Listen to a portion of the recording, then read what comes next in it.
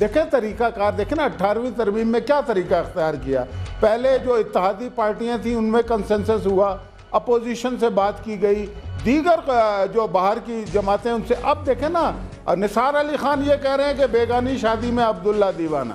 بات یہ ہے کہ یہ ٹھیک ہے انہیں حق پہنچتا ہے ایم کیو ایم کو بات کرنے کا، لیکن بھائی مسئلہ اگر ہزارہ کا ہے تو یہ وہاں پہ سب سے پہلے کنسنسس. اچھا میں یہ سوال پوچھ لیتی ہوں، ٹھیک ہے، میں خوشبخت آپا سے یہ بات پوچھ لیتی ہوں. آپ بتائیے خوشبخت صاحبہ کہ وہ کہہ رہے ہیں کہ دوسرے کی شادی میں عبداللہ دیوانہ. آپ کو کیا پڑی ہے ہزارہ کے اندر آنے کی؟ یہ بڑی حیرت کی بات ہے، اور مجھے مطلب بینگ پولیٹیکل اسٹوڈنٹ ہوں میں تو سمجھ لیجئے ابھی تو میں سمجھنے کی کوشش کر رہی ہوں اس سیاست کو پاکستان کی، اور مجھے بڑی حیرت ہے اگر یہ کہا جائے کہ بیگانی شادی میں عبداللہ. ایک محب وطن پاکستانی پورے پاکستان کے لیے سوچتا ہے، اس کا حق بھی، اس کا فرض بھی، اور اسے سوچنا چاہیے، اس کی ذمہ داری ہے. یہ کہنا کہ جب ہم کراچی کی بات کرتے ہیں تو کہہ دیا جاتا ہے کہ علاقائی پارٹی ہے، کراچی کی بات کرے، صرف کراچی تک محدود. لیکن جب ہم پاکستان کی بات کرتے ہیں ڈویژن بھی اب تقسیم نہیں ہو سکتی. میں بات کروں گی، ابھی حاجی دل صاحب نے بھی اس کی طرف اشارہ کیا تھا. پہلی بات تو یہ کہ جب ہم کراچی کی بات کریں تو آپ کراچی کی پارٹی مقامی ہے. جب ہم ملک کے کسی اور حصے کی بات کریں تو بھئی وہاں اس میں آپ کیوں دخل اندازی کر رہے ہیں، آپ اپنے کونے میں بیٹھے. تو ہم تو پورے ملک کے لیے سوچ رہے ہیں نا، اور ملک میں جہاں کہیں جس جگہ جو آواز بلند ہو رہی ہے اس کے ساتھ آواز ملا کر اگر ہم بات کریں تو اس میں کیا حرج ہے. اور پارلیمنٹ ایک پلیٹ فارم ہے، اس پلیٹ فارم پہ کھڑے ہو کر اگر کوئی آواز بلند کی جاتی ہے زیادہ سیاسی ہے، زیادہ آئینی ہے. دیکھیے ضلع کی جو بات کی ہے نا، میں آج عادل صاحب کا بڑا احترام کرتی ہوں، انہوں نے بالکل ایک نقطہ اٹھایا ہے. میں اس کی وضاحت کر دوں کہ دیکھیے ضلعی سسٹم کرنے پہ ہمیں صرف یہ اعتراض ہے کہ آپ پھر پورا نظام کمشنری نظام کے آپ 5 ضلع بنائیں، 5 کمشنر بنا دیں، پوری بیوروکریسی کے حوالے آپ اس کو کر دیتے ہیں.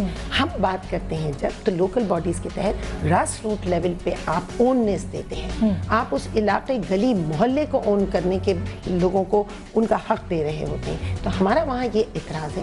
ہم یہ چاہتے ہیں کہ ہر انسان جو پاکستانی ہے، جو پاکستان میں رہتا ہے، وہ اون کرے اپنے گلی محلے علاقے صوبے پاکستان کو اون کرے، اور پھر وہ اس کے لیے کام کرے اور گراس روٹ لیول سے ہو کر آئیں. بیوروکریسی کا ہم نہیں چاہتے. کہہ رہے کہ ایک سیٹ اس کے لیے وہ کانسٹیٹیوشن نے رکھا ہے کہ صوبائی اسمبلی کی 2/3 اکثریت وہاں ریزولوشن پاس، اس کے بعد اسمبلی اور سینٹ میں آپ سارا بائی پاس کر کے وہاں پہ اوکے. لیکن یہ جو بات ہم نے اٹھائی ہے پارلیمنٹ میں، اس بات کا اٹھانا بھی غیر آئینی نہیں تھا. اور جبکہ ایک دن پہلے کی بات ہے کہ اسپیکر صاحب نے رولنگ دے دی تھی اور انہوں نے کہا تھا کہ یہ بات اس پہ بحث کھول دی جائے گی.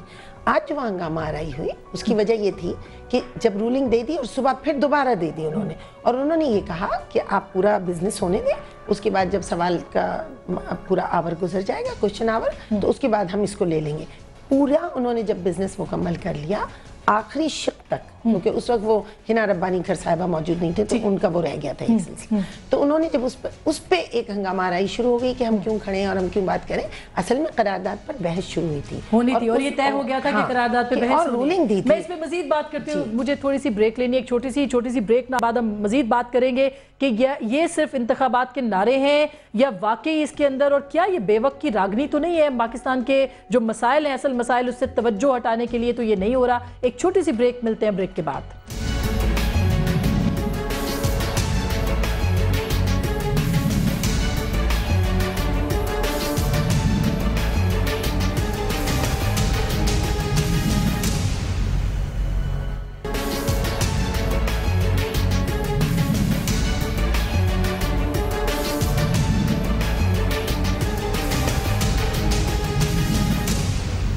ویلکم بیک ناظرین. خبروں پہ خبریں اور سما نیوز کو سب سے زیادہ اس معاملے میں برتری حاصل ہے. اب الیکشن کمیشن کو سینٹ انتخابات کے حوالے سے شیڈیول جاری کرنے کا بھی حکم دے دیا گیا ہے. ثناء اللہ ہمارے سینئر کورسپونڈنٹ اس وقت ہمارے ساتھ موجود ہیں، ان سے بات کرتے ہیں. جی کیا تفصیلات ہیں؟ جی آسما، جس طرح کہ آپ نے بتایا کہ سینٹ انتخابات قبل از وقت کرائے جا رہے ہیں اور حکومت کی طرف سے، وفاقی حکومت کی طرف سے ہمیں ذرائع نے تصدیق کی ہے کہ الیکشن کمیشن کو پیغام آج پہنچا دیا گیا ہے کہ فوری طور پر سینٹ کے انتخابات کا شیڈول جاری کیا جائے اور جتنا جلدی ہو سکے یہ شیڈول ہونا چاہیے. جو ہمیں ذرائع نے بتایا ہے کل سے الیکشن کمیشن اس پر باقاعدہ کام شروع کر دے گا اور توقع یہ کی جا رہی ہے کہ 28 جنوری سے سینٹ کے انتخابات کے لیے کاغذات نامزدگی وصول کیے جائیں گے اور یہ مرحلہ امکان یہی ہے کہ 10-11 فروری تک ختم ہوگا جب کاغذات نامزدگی واپس لیے جا سکیں گے اور 15 16 या 17 फरवरी होगी जिस दिन सेनेट के लिए इंतखाबात होंगे। 16-17 फरवरी होगी जिसमें कि सेनेट के इंतखाबात होंगे और उसके बाद किसी भी वक्त जो है वो आम इंतखाबात होंगे, ऐसा ही है सनाउल्लाह साहब? जी, आम इंतखाबात में जो कोर कमेटी में आज फैसला किया गया है कि हुकूमत, ये पीपल्स पार्टी की हुकूमत हर कीमत पर बजट पेश करेगी और बजट ये आखिरी बजट होगा और अवाम दोस्त होगा, अवाम को ज्यादा से ज्यादा रिलीफ दी जाएगी, इसको मंजूर भी कराया जाएगा और इस मंजूरी के बाद वजीर आजम तमाम सियासी जमातों को मदऊ करेंगे और आम इंतखाबात के लिए मशावरत करेंगे। खासकर जो हुकूमत बनाई जाएगी एक अबूरी हुकूमत होगी जो इंतखाबात कराएगी, तमाम सियासी जमातों से मशावरत के बाद फैसला। बहुत बहुत शुक्रिया सनाउल्लाह साहब, और मैं यही जो सवाल है आपके पास भी रखूंगी और मैं सबसे पहले हाजी साहब के पास रखूंगी। हाजी साहब, ये जो सूबों का मामला है ये क्या इंतखाबात का एक मंशूर भी हो सकता है, और अगर ऐसा होता है तो आपको अपने सूबे के अंदर भी बहुत मुखासमत और मुखालफत का सामना होगा? ऐसी बात नहीं है, मैं अर्ज करूँ कि कुछ लोगों को गलतफहमी है, बिल्कुल ये मंशूर का हिस्सा होना चाहिए पार्टियों के, और हम तो यही कहते हैं कि आप इलेक्शन में जाएं, वहाँ से नुमाइंदगी का हक हासिल करें और फिर अपनी असम्बलियों में बात करें। ये नहीं है कि आपकी वहाँ नुमाइंदगी नहीं है, वहाँ आप इलेक्शन में जा नहीं रहे हैं। तो अब मैं आपको एक यकीन दिलाता हूँ, हज़ारा में जो वोट, हज़ारा के 6 के करीब डिस्ट्रिक्ट हैं जिसमें 3 बटाग्राम, तोरगर और बटाग्राम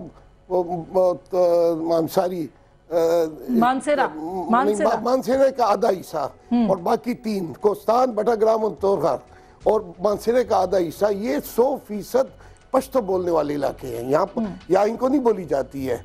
ये लोग हज़ारे सूबे के हक में नहीं है, ये कोस्तान डिवीजन बनाते हैं, हम मर्दमशुमारी की वजह से वो नोटिफिकेशन रुका हुआ है। बाकी जो रह जाते हैं 2.5 जिले, इसमें पश्तो बोलने वाले भी हैं और दूसरी ज़बानें बोलने वाले भी, इनको बोलने वाले। हाजी साहब, ये खुशबख्त साहब ये कह रही हैं कि ये फिर इंतजामी उमूर पे बात हो रही है, लिसानी उमूर पे नहीं हो रही। मैं अर्ज करता हूँ इंतजामी उमूर में वो लोग शामिल नहीं है। वो लोग जो 3.5 जिलों के लोग हैं, वहाँ से हज़ारा सूबे की बात कभी आई नहीं है।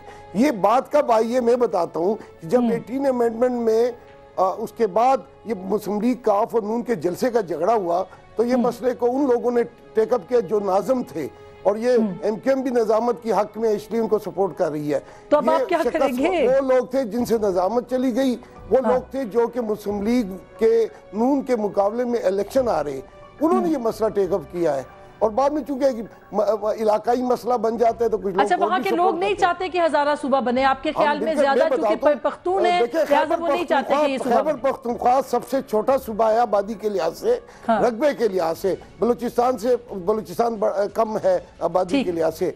अब आप छोटे सूबे को तकसीम करते हैं तो आप बड़े सूबों से इब्तदा करें। बड़े सूबों में जब हम ये नहीं कहते हैं कि आप इब्तदा करें, अगर हम इब्तदा करें तो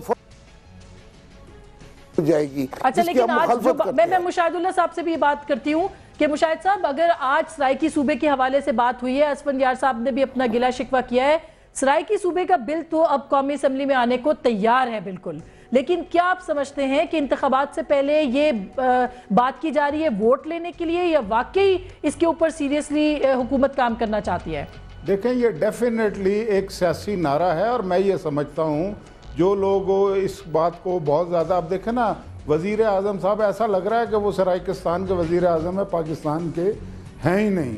अब ये साल इलेक्शन ईयर है, इसमें देखें ना, अब फ़र्ज़ करें एमक्यूएम है, अगर ये इतनी ही संजीदा थी या सिंसियर थी तो ये तो बड़ा अरसा रहे ना इख्तिदार में मुशर्रफ के साथ। उस वक्त कोई असम्बलियों का भी चक्कर इतना नहीं था, जो चाहते हुक्म हो जाता, सराइकी सूबा भी बन जाता, जनूबी सूबा भी बन जाता, जो चाहते बन जाते।